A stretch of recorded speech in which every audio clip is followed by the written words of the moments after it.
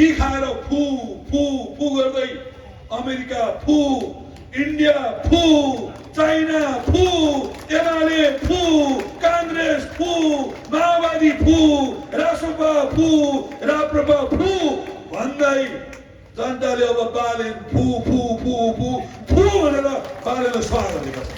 विदेशी दलालहरूको लाई देखाउन, साम्राज्यवादीलाई देखाउन नेकपा एमालेको अध्यक्ष फेरि पनि केपी शर्मा ओली नै हो। केपी शर्मा ओली नै हो। एमालेलाई त्यो एउटा गजेडी निकोसन भन्ने चाहिँ हेपी कसले हेपी त भन्दा गजेडी निकोसन भन्ने हेपी एमाले। अहिले 2 बजी एमाले घेर्छ अरे, ल हाम्रो अध्यक्षले घेर्छ अरे। यसपालि महाधिवेशनमा केपी ओलीलाई अध्यक्ष बनाएर तिमीहरू दलालहरूलाई देखाउने नै हो।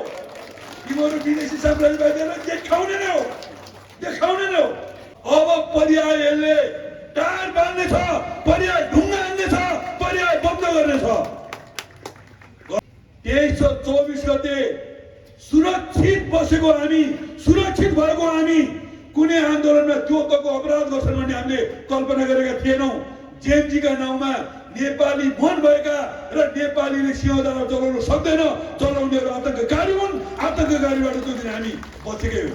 यत्रो घटना घट्यो, एमाले जिम्मा लिन पर्दैन भन्छन्। अपराधी र देशद्रोही र दलालहरूले गरेको घटनाको जिम्मा एमाले लिँदैन। अब यी पलाएका टुसाहरू अब जनताले भाग्न थालेका छन्। बालेन शाह रूपी लुसिफरको सिङ जनताले भाँचेका छन्। हिजो बेलुकाको जी खाएर फु फु फु गर्दै अमेरिका फु, इन्डिया फु, चाइना फु, एमाले फु, कांग्रेस फु, माओवादी फु, रासपा फु, राप्रपा फु भन्दै जनताले अब बालेन फु फु फु फु फु भनेर बालेनलाई स्वागत गरेका छन्। अब यस्ता खालका टुसाहरू भान्ने कुरा युथ भोलिन्टियर फोर्सले गर्ने छ र एमालेका युवाहरूलाई जनताको सेवामा समर्पित हुने रहेको लाग्ने छ। अब पर्यायले टार बाँध्ने छ, पर्याय ढुङ्गा हान्ने छ, पर्याय बन्द गर्ने छ, गर्ने छ। त्यो नगर्ने भन्दा हामीलाई कमजोरीको रूपमा गोपालराज मैनालीको एउटा विज्ञापन थियो। बेला हामी बच्चा छँदाखेरि वसुन्धरा भूषाल र गोपालराज मैनाली एउटा कुन साबुनको विज्ञापन थियो। गोपालराज मैनाली हिँडेर चिप्लिन्छन् अनि गोबरा पर्छन्। अनि ए बुढी हेर त मेरो हालत भनेर देखाउँदाखेरि वसुन्धराले भन्छन् तिमीलाई त हाँसले नि हेप्ने, कुकुरले नि हेप्ने, गधाले नि हेप्ने हुँदा हुँदा गाईको गोबरा तिमी छचिने भने जस्तो एमालेलाई त्यो एउटा गजेडी निकोसन भन्ने चाहिँ हेप्ने कसले हेपी त भन्दा गजेडी निकोसन भन्ने हेप्ने एमाले। अहिले 2 बजी एमाले घेर्छ अरे, ल हाम्रो अध्यक्षले घेर्छ अरे।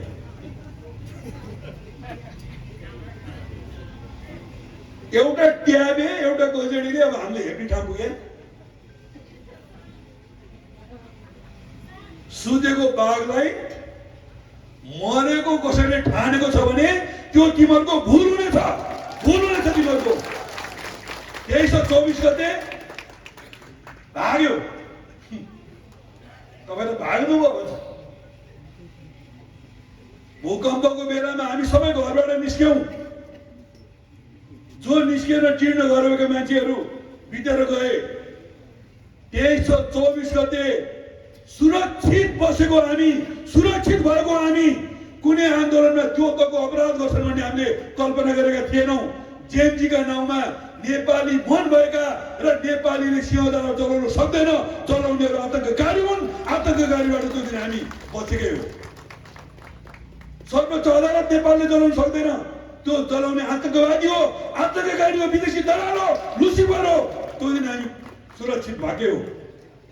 संसद चलाउने, अख्तियार चलाउने किन मधेसका सबै अदालत चले, किन पोखराको कास्की अदालत चल्यो, जहाँ जहाँ रविका मुद्दा दिदी सबै अदालत चले, जहाँ जहाँ भ्रष्टाचारको सम्बन्ध बढी अदालत सबै चले, किन भक्तपुर अदालत चलेन?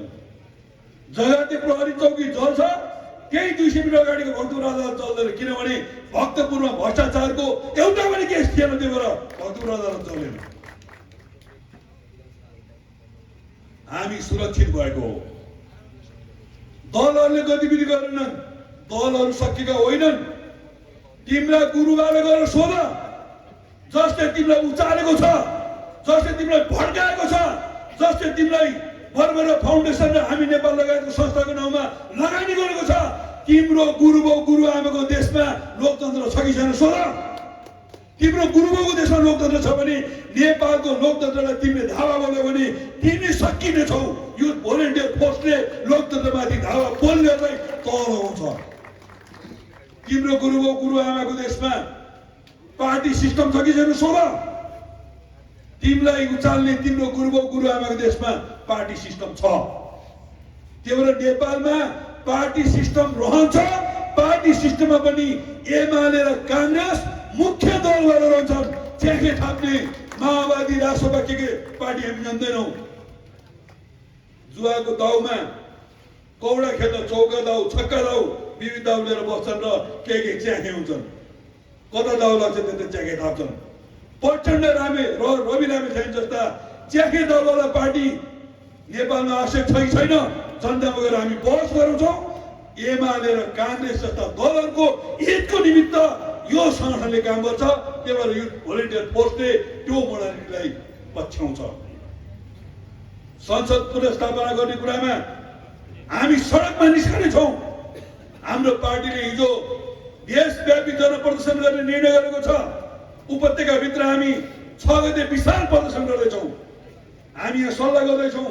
सम्भवतः आज हामीलाई प्राप्त भएको जिम्मा 5 गते बानेश्वरबाट माइतीघर मण्डलासम्म 20,000 युवाहरूलाई सडकमा लाल झण्डा फहराएर हामी युथ भोलिन्टियर फोर्सको घोषणा गर्नेछौँ र केन्द्रीय कमान्डको घोषणा गर्नेछौँ, विधानको घोषणा गर्नेछौँ, तपाईँलाई जानकारी दिनेछौँ।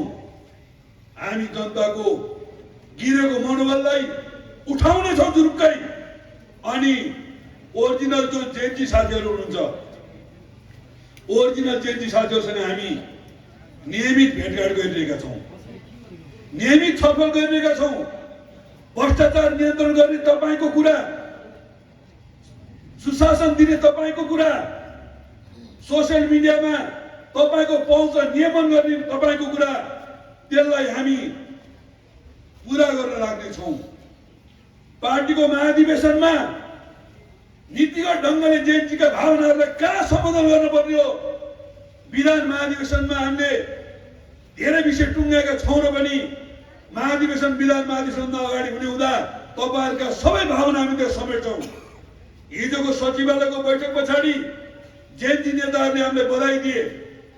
प्रत्येक निर्वाचन क्षेत्रलाई महाधिवेशन प्रतिनिधि छान्ने एउटा निर्वाचन क्षेत्र हामीले मानेका छौँ र 1200 सदस्य बराबर 2 खुल्ला, 1 महिला र 1 युवा ल्याउने प्रतिनिधि ग्यारेन्टी गर्ने पार्टी नेकपा एमाले हो र एमालेले युवाहरूको सुनिश्चितता 25% सुनिश्चित गरेको छ। न्यूनतम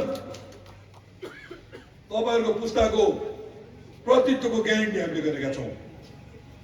संसद पुनर्स्थापना हुँदा भोलि सर्वपक्ष सरकार बन्दा तपाईँहरूले गरेका माग अनुसार तपाईँहरूलाई त्यहाँ समावेशितामा ध्यान दिने कुरामा हामी पछाडि पर्दैनौँ। सबैभन्दा पहिलो रोड म्याप नेकपा एमालेका अध्यक्षले सार्वजनिक गरिसक्नु भएको छ। हामी तपाईँको हितको पक्षमा छौँ। यत्रो घटना घट्यो, एमाले जिम्मा लिन पर्दैन भन्छन्। अपराधी र देशद्रोही र दलालहरूले गरेको घटनाको जिम्मा एमाले लिँदैन। किन लिने? हामीले नजानेर कहीँ कतै कमजोरी भएको छ भने हामी जिम्मा लिन्छौँ। तर अपराधी र देशद्रोहीहरूले हाम्रो देशलाई आक्रमण गर्दा त्यसको जिम्मा लिने भने त्यसको प्रतिरोध गर्ने हो। युथ भोलिन्टियर फोर्सले त्यसको प्रतिरोध गर्छ। जहाँसम्म नैतिक जिम्माको कुरा छ, हाम्रो प्रधानमन्त्रीज्यूले थप क्षति नहोस् भनेर राजीनामा दिनुभएको छ। त्यो नैतिक जिम्मेवारी होइन, गलत ढङ्गले व्याख्या गर्नु पाइन्छ। त्यही भएर हाम्रो प्रधानमन्त्रीज्यूले जुन राजीनामा दिनुभयो, एमाले लिएको सबभन्दा ठुलो नैतिक जिम्मेवारी त्यही हो। अब एक थरी साथीहरू यही हो मौका, यही हो सिजन, अहिले छ नि सिजन, अहिलेको अम्बाको सिजन, यही हो सिजन। टिपिहाल्नु खाइहाल्नु भन्ने बेला छ। आँखा नचम्काउनुहोस्, मुख नमिठाउनुहोस्। पोखरामा गर्ने भनेको महाधिवेशन हामी 27, 28, 29 गते काठमाडौँमा गर्दैछौँ।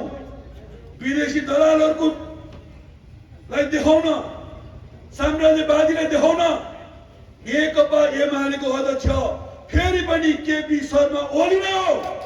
केपी शर्मा ओली नै हो, कुनै शङ्का छैन यसमा। टिकटकतिर कतिपय दिदीबहिनी हालेर देख्छु, म नयाँ गहना किन्नु भने देखाकै हो, तँलाई देखाकै हो हाल्नुहुन्छ। यसपालि महाधिवेशनमा केपी ओलीलाई अध्यक्ष बनाएर तिमीहरू दलालहरूलाई देखाउने नै हो, तिमीहरू विदेशी साम्राज्यवादीहरूलाई देखाउने नै हो, देखाउने नै हो। त्यो भनिरहँदा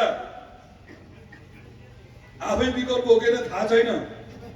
पूर्व राष्ट्रपति विद्या भण्डारलाई सिँगारपटा गर्ने यता लाग्नु भएको छ। एकजनी पार्टी एकाउन्ट गरेर प्रचण्डले ल्याएर सिँगारपटा गरेर ल्याउनु भएको छ। माधव नेपाललाई पनि सिँगारपटा गरेर ल्याउनु भएको छ। एकातिर बाबुराम भट्टराईजी लगायतका एमाले र काङ्ग्रेसका सँगले सानो जोडेका पुराना नेताहरू यो बिचमै प्रधानमन्त्री हुन पाइरहेको बेला लाग्नु भएको छ। शुभकामना छ, बन्नुहोस्। तर एमाले भित्र आउँदो महाधिवेशनमा चुनाव लड्ने इच्छा छ भने त्यो सधैँ खुल्ला थियो, यसपालि पनि खुल्ला छ। जित्नु भएछ भने तपाईँलाई अध्यक्ष मानेर हिँडिन्छ। तर देशभरिबाट आउने झन्डै 2000 प्रतिनिधिले विवेकको फैसला गर्नेछन् र यसपालि कमरेड केपी शर्मालाई अध्यक्ष बनाएर देखाउने नै हो, देखाउने नै हो। गुन्डुमा उहाँले ल्याएर राख्नुको कारण पनि त्यही हो। साथीहरूले भन्नुभयो राष्ट्रियताको आधार भूमि गुन्डु हो, गुन्डु राष्ट्रियताको आधार भूमि हो। हिजो गुन्डुबाट बोलेको आवाज त्यही पर सुनिबिनामा सुनिन्थेन, त्यही कटुन्जे सुनिन्थेन, यही दलिकोट सुनिन्थेन। आज गुन्डुबाट बोलेको आवाज संसारभरिका सबै देशले सुन्छ। त्यही भएर गुन्डु आज राष्ट्रियताको प्रतीक हो। यो राष्ट्रियताको प्रतीकबाट आज युथ फोर्स भोलि सम्मान हामी गर्दैछौँ।